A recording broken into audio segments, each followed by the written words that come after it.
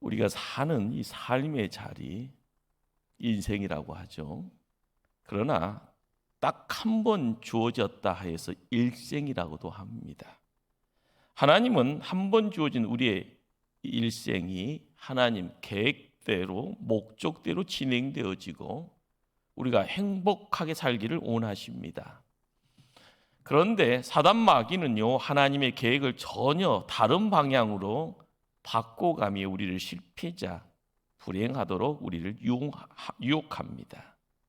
지금 이 시대에는 코로나의 고통에 2, 3년의 세월이 가져다 준 내용이 뭡니까? 우리에게는 고난이다라고 이야기 붙여집니다. 누구나 힘들어했고요, 그것이 상처가 되었습니다.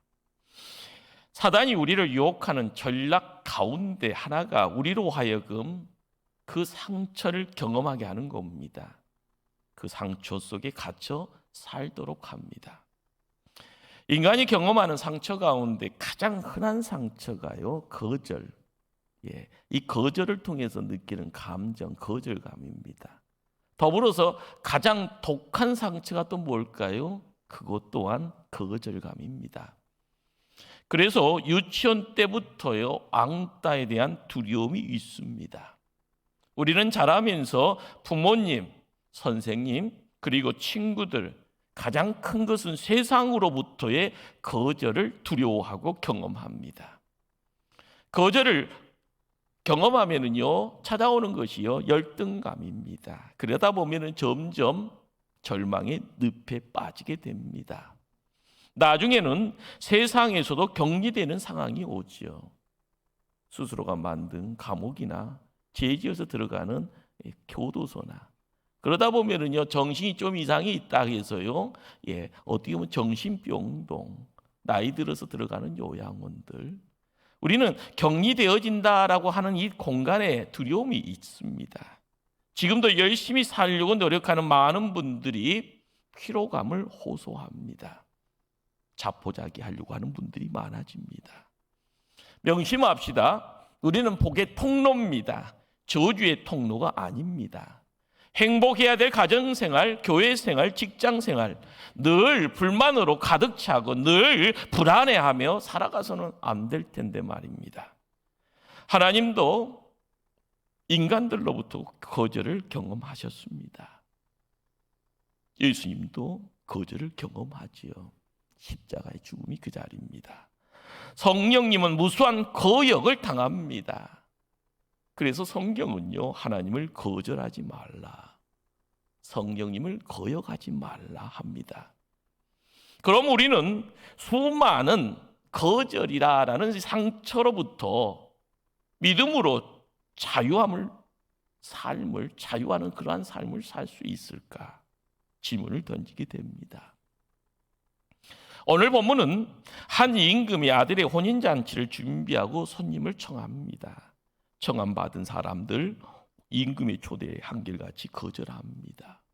심지어는 왕의 심부름꾼을 죽이기까지 하죠. 이건 어떻게 보면 일종의 선전포고였습니다. 거절당한 임금 노합니다. 살인자들을 진멸하라, 온 동네를 불살아 버립니다. 임금은 종들을 다시 보내 악한 자들, 선한 자들 만나는 대로 모두 데려다가 잔치집을 채웁니다. 그들 가운데 예복 입지 않은 사람을 손발을 묶고 바깥 어두운 데로 쫓아 슬피 울게 만듭니다. 택함 받은 자만이 이 잔치를 맛보게 합니다. 오늘 본문의 내용입니다. 참 희한한 잔치의 모습이 됩니다. 그런데 오늘 본문을요, 천국이라 이야기합니다. 여러분, 이 이야기가 이해가 되십니까? 이게 천국의 이야기라면은요, 새롭게 제목을 정해야 될 것 같습니다. 천국을 거절했다가 천국으로부터 거절당한 인간의 이야기, 메시아를 거절했다가 영원한 지옥으로 쫓겨난 사람들의 이야기, 이렇게 말입니다. 이건 이 시대에 던져지는 아주 심각한 메시지가 됩니다. 명심하십시다. 오늘 드리는 이 예배가요, 단순히요, 시간 나서 드려지는 한 번의 유의로 끝나서는 안 됩니다. 오늘 본문 22장을 읽어갈 때요, 1절에 예수께서 다시 비유로 말씀하셨다 합니다. 다시라는 이 단어가 뭘 의미합니까? 21장으로요, 눈을 돌리게 하고요, 21장의 끝자락에 뭐가 있는가 봤더니 거절당한 포도원 주인 이야기가 나옵니다. 21장의 포도원 주인 이야기와 22장 잔치집 임금의 이야기가요, 한 쌍이다. 그리고 이 이야기가 가지고 있는 내용 속에서 천국이라는 이미지를 우리는 만납니다. 자, 포도원이라는 공간, 혼인잔치라는 이 시간, 뭘 이야기할까요? 천국을 이야기해 줍니다. 여기서 혼인잔치를 배설했다 거절당한 임금은요, 하나님을 말합니다. 혼인잔치의 신랑은 예수님이고요. 우리는 지금 이 당대에서도 결혼식 할 때 보면은 많은 사람들에게요, 초청장을 보내지 않습니까? 초청장 안에는요, 일시 장소에 대한 것을 기록을 합니다. 준비가 다 되어지면 그 뒤대에 사람들이 몰려옵니다. 예. 오늘 본문의 2절 말씀에 천국은 뭐라고 되어져 있습니까? 이러이러하는데 잔치를 베푼 임금과 같으니. 예. 언뜻 생각하면은요, 천국이라는 것은 장소로만 생각이 되어집니다. 그러다 보니까 천국은 잔치와 같다, 천국은 초청과 같다, 이런 어떤 생각할 수 있지요. 그런데 오늘 성경은 뭘 이야기합니까? 천국은 임금과 같다라고 규정합니다. 그렇습니다. 우리의 생각, 이전의 생각이 잘못됐다고 하면은요, 지금 생각 앞에 한번 새롭게 내 마음을 모아 드리기를 바랍니다. 임금이 천국이다. 자, 천국은 왕의 마음이다. 어떤 왕의 마음일까? 천국은 임금이 준비한 잔치에 초청받은 모든 사람들이 와서 즐기기를 기다리는 왕의, 임금의 마음과 같다라는 겁니다. 우리는 성경을 읽다 보면은요, 잔치라라는 곳에서 1차적으로 부름받은 사람이 유대인 이스라엘 사람이라는 것 압니다. 임금은 그 이스라엘 사람들과 함께 왕의 잔치, 메시아 왕국을 오랜 세월 준비합니다. 하나님은 종들인 예언자들이 하나님의 말씀인 율법을 가지고요, 끊임없이 메시아 왕국으로 초대했습니다. 마지막에는요, 아들 보내서 천국 잔치를 알렸죠.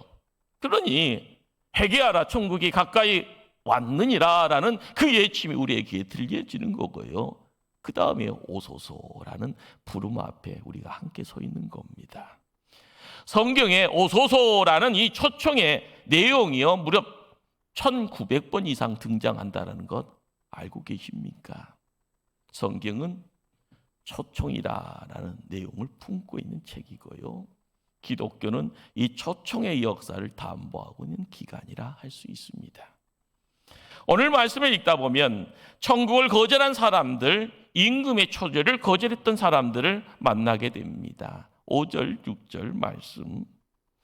예. 그들이 돌아보지도 않고 한 사람은 자기 밭으로, 한 사람은 자기 사업하러 가고 그 남은 자들은 종들을 잡아 모욕하고 죽이니. 등장하는 인물들이요, 일과 사업 때문에 거절했다 이야기가 됩니다. 어떻게 보면 주색 잡기에 빠진 것 아닙니다. 발등에 찍혀진 급한 일 때문에 오지 못한 겁니다. 급한 일에 쫓겨서 중요한 일을 잃어버린 것이 문제죠. 일시적인 개인 일에 쫓겨서 영원한 하나님의 일을 상실한 것이 문제입니다. 눈에 보이는 일에 매여서 보이지 않는 세계를 몰랐던 것이 문제입니다. 세상 일에 귀 기울이다가 하나님의 초청, 예수님의 음성 듣지 못한 것이 문제입니다. 자신 일들에 사로잡혀서 최선의 삶을 상실한 것이 문제입니다.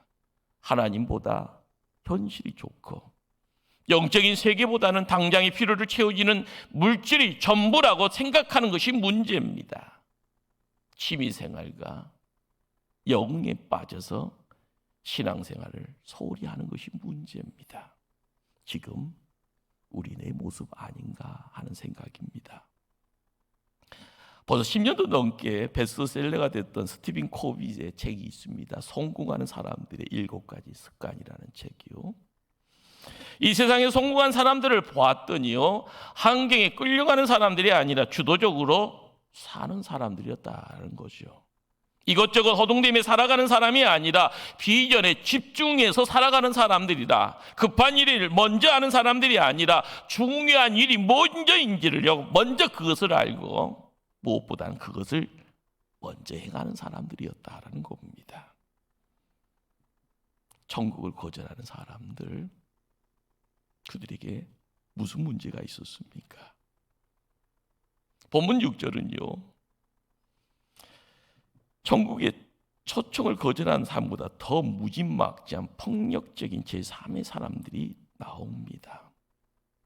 임금이 심부름꾼으로 보냈던 사람들을요, 모욕하고 죽여버립니다. 가기 싫으면 안 가면 되잖아요. 심부름꾼을요, 죽일 필요가 없는데 말입니다. 여기는요, 영적인 깊은 의미가 있습니다. 핍박받고 있는 신약시대의 교회의 상황을 또한 보여주고 있습니다.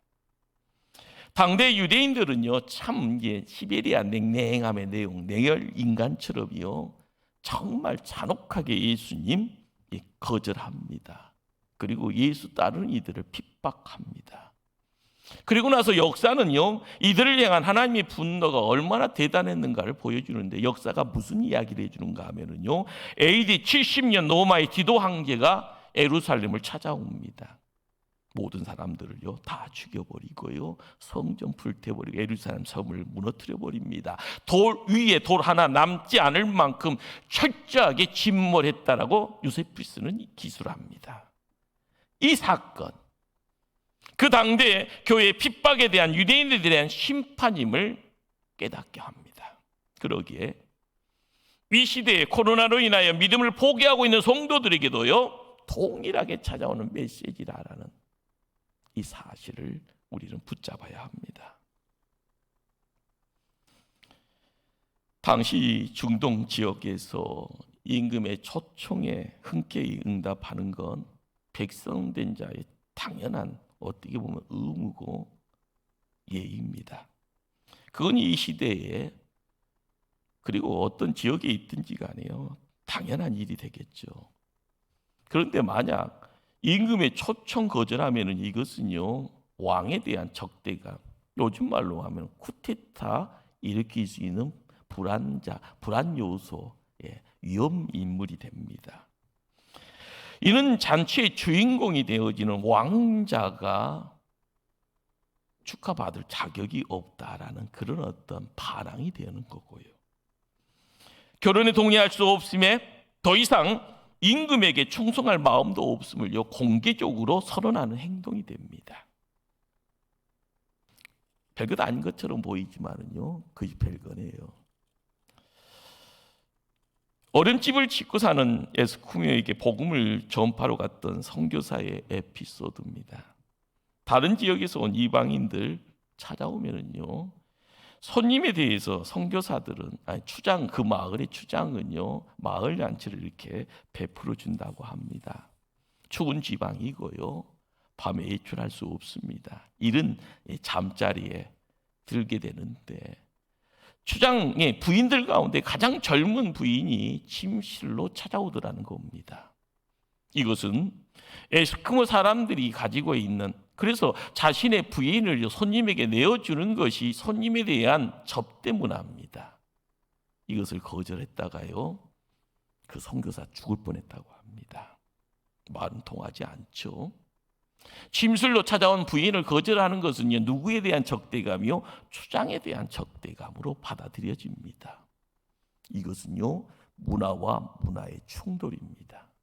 그런데 성경은 지금 유대인들이요, 하나님의 초청을 거절하고 있습니다. 구약 성경은요, 하나님은 언제나 신랑으로 묘사됩니다. 그러나 유대인들은 시간이 흘러서요, 신랑을 거역합니다. 그리고 음행의 자리에 그들은 빠져듭니다. 신랑 필요 없다라는 겁니다. 그토록 오랫동안 기다렸던 신랑이었습니다. 그래서 그 신랑을요 메시아라고 이야기합니다. 그 메시아를 거절하고 있는 상황입니다. 4절 말씀을 찾아가면은요, 내가 오찬을 준비하되 나의 소와 살찐 짐승을 잡고 모든 것을 갖추었으니 혼인잔치에 오소서.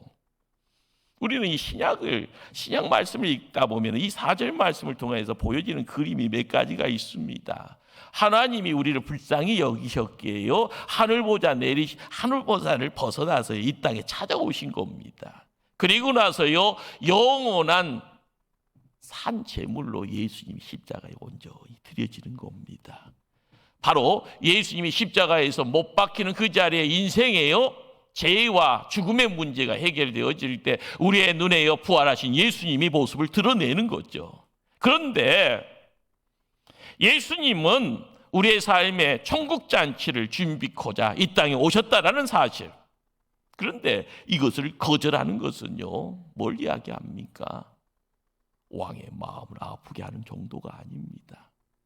예의가 없는 차원도 아니고요, 이것은 하나님의 은혜를 배반하는 겁니다. 하나님의 은혜를 거부하는 것입니다. 예수님을 배신하고 성령님을 거역하는 것이 됩니다. 성도님들 꼭 기억하시길 바랍니다. 먼저 초청받은 유대인들이 이 초청 거절했다고 해서요 하나님의 천국잔치 취소되는 것도 아닙니다. 잠시 잠깐 중단되는 것도 아니고요, 영원토록 그 천국잔치가 또한 취소되는 것도 아니다. 그 누가 거절하고 핍박하고요 방해해도 천국 구원잔치는 영원토록 계속된다. 성경의 진리입니다. 오늘 말씀에 임금의 강력한 의지를 한번 찾아갑니다. 9절 10절 말씀, 내 거리 길에 가서 사람을 만나는 대로 혼인잔치에 청하여 오라 한데 종들이 길에 나가 악한 자나 선한 자나 만나는 대로 모두 데려오니 혼인잔치에 손님들이 가득한지라.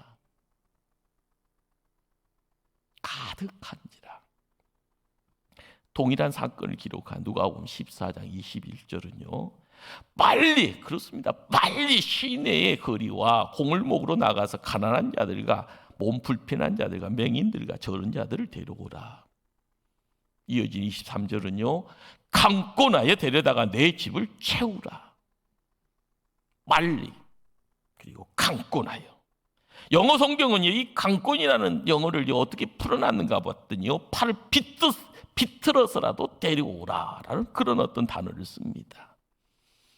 임금은요 팔을 비틀어서라도 당신의 백성들을 찾아서 잔치집을 채우겠다라는 강력한 의지, 인생의 어떤 형편, 인생의 변명, 그것보다 앞서가는 이 임금의 의지가 있습니다. 바로 그것은 하나님의 마음이죠. 오늘 말씀은요 천국은 임금의 마음과 같다. 바로 임금의 마음이 천국이다. 천국은 유대인만의 왕국이 아니다라는 것을 우리에게 속삭여 줍니다. 모든 민족의 경계를 뛰어넘습니다. 건강한 자만의 자리도 아니고요, 약한 자, 병든 자들이 거기는 거절되는 장소가 아니다고 합니다. 많이 배운 자들만의 그런 세상도 아니고요, 못 배운 자도 거기 들어가더라. 악한 자도 들어가더라.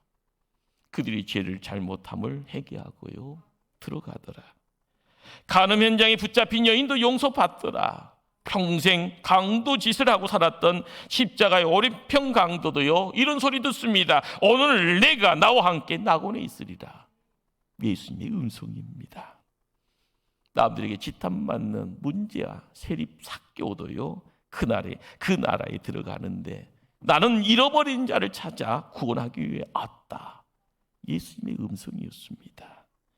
이 세상 어디에도요 용납받지 못하고 용서받지 못하는 인생들 어디 있겠습니까? 문제는요 상처입니다. 그 상처 때문에 내 자신이 헤어지지 못하면은요 그것이요 절망의 늪이 되고요, 그 절망의 늪이 뭘 이야기합니까? 우리를 죽게 만들어 버립니다. 끊임없이 들려지는 주님의 초청의 소리는요, 우리가 귀를 닫지 아니하면 들려집니다.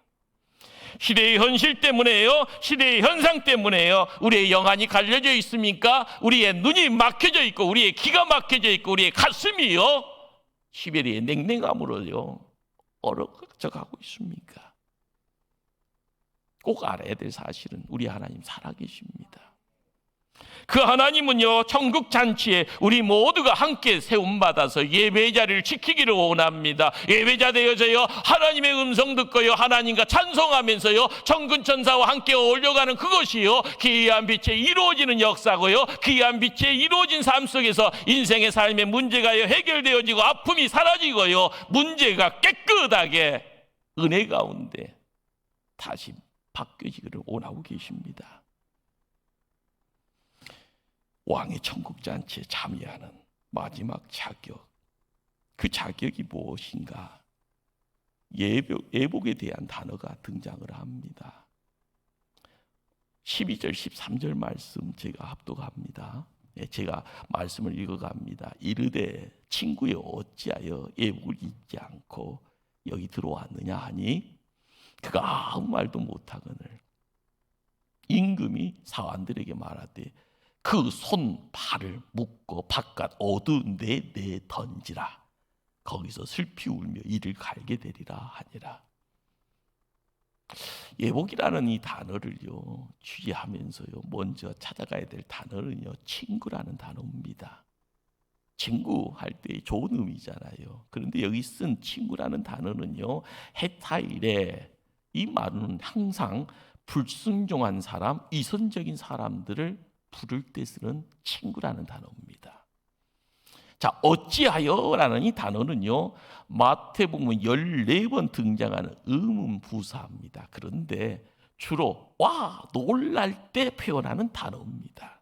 자, 슬피 울며 이를 간다라는 이 단어는요, 늘 최후 심판에서 버림받은 상황을 표현할 때 쓰는 간용적인 문장입니다.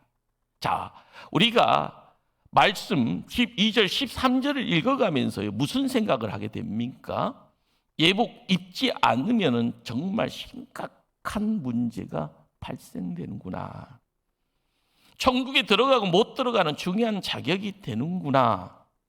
임금의 혼인잔치에 참석하려는 사람이요, 단지 준비된 예복을 거절하고 자기 옷 먼지 털고 옷맵이 조금 바로 하면 되겠거니 생각했더니 그것이 안 되는구나. 자기 생각만 가지고요, 하나님 판단하고요, 천국 백성 될 수 있다고요 착각하면 큰일이구나. 예복은 무엇일까? 많은 주경학자들은요 이런 이야기를 합니다. 예복, 예수님을 하나님의 아들이라 그리스도라고 믿는 믿음이다. 어떤 또한 학자들은요, 칭의라, 자, 믿음으로 의롭다함을 받은 그 칭의라라고 예복을 또한 지칭을 하지요. 또 어떤 분들은요, 예복은 예수님을 하나님의 아들이라 메시아라고 믿는 고백 차원에서 끝나서는 안 됩니다. 신앙의 열매예요, 성도다운 삶의 열매라고까지 확장시켜야 됩니다라고 주장하시는 분이 있습니다. 이러쿵저러쿵 하더라도요, 같은 연장선에 이루어지는 말씀입니다. 교회 안에 들어와서 신앙생활합니다. 나는 천국 간다라고 확신합니다. 그런데요, 주여 주여 입술로만 부르짖고 있는 그 상태에서는 안 된다는 겁니다. 삶이 바뀌어져야 되고요, 내 삶을 통해서 남들에게 손가락질 받지 않을 때 하나님의 사람, 그리스도의 향기를 바라는 사람. 한국교회가 심각한 문제 속에 쌓여 있습니다. 이유는요, 너무 많은 것을 소유하였더라. 이 복이라는 내용입니다. 건물은 커져가고요, 교회 내에 소유하고 있는 돈의 분량은요 많아지고요, 세상 사람들에게 우쭐거리면서요 사회적인 신분에 대한 부분보다는 교회 안에서 나의 신분을요 수직화시켜버리는 문제들, 그리고 세상을 향하여서 빛과 소금이라는 내용은 입으로만 떠들 때 문제가 심각해졌다는 겁니다. 그러면서 세상을 이끌어가는 선도적인 이치보다는 자기 배 채우는 모습으로 믿지 않는 이들에게 회의감을 던져줬다라는 큰 죄가 있다라는 겁니다. 우리가 알아야 될 것이 뭘까요? 예복 있지 않는 자라 이야기 되었을 때 떳떳하게 들어가는 겁니다. 나 정도면 괜찮거니 했던 겁니다. 그러나 누구나 예복에 대해서는요 관심 가졌고요, 예복 때문에 문제가 생길 거라는 생각은 없었지만 예복을 잊고 있었던 이들이 거기에 대다수입니다. 그러나 갑자기요, 마른 아내 홍두깨인가요? 너 예복 입지 않았다라는 큰 소리가 누군가의 귀에 들려진 겁니다. 나는 예복 입었다고 생각했는데. 사랑하는 성도님들, 내가 코로나가 가져다 준 올무에 묶여 있는 상처에 묶여서 지금 헉헉헉대고 있습니까?